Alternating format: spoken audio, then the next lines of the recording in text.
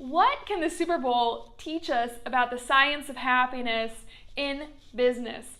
Hi, I'm Shannon, the Chief Happiness Officer, and today we're going to look at this really fun phenomena that happens when we have a big game like the Super Bowl or the World Cup.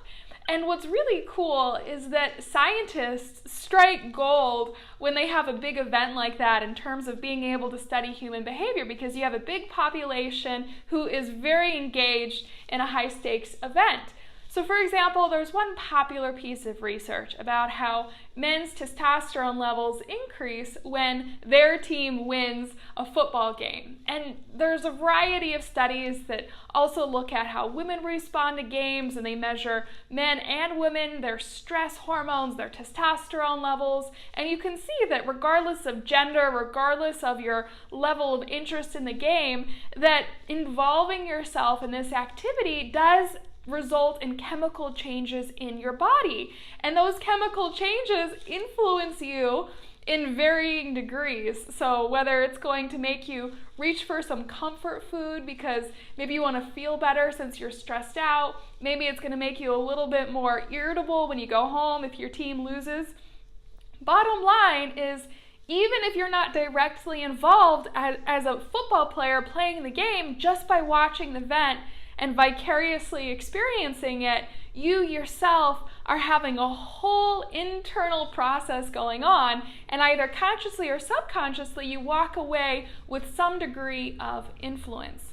Now, what's fascinating is that the Super Bowl brings to light science like this, but in many ways, every day in the corporate world, we engage in our own mini Super Bowl. And there are things that we see on a daily basis that are constantly rising our testosterone levels or increasing our stress cortisol levels.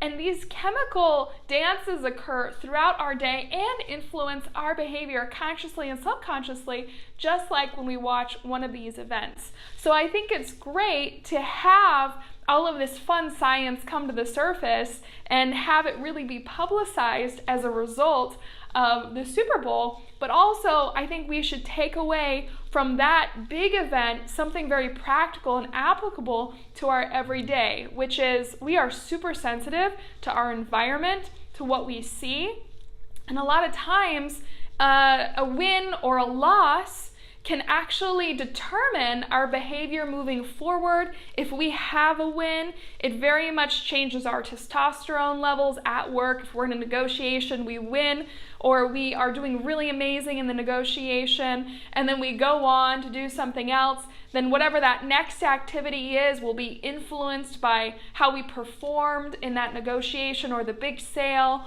or whatever it is that we did, and whether we've succeeded or failed.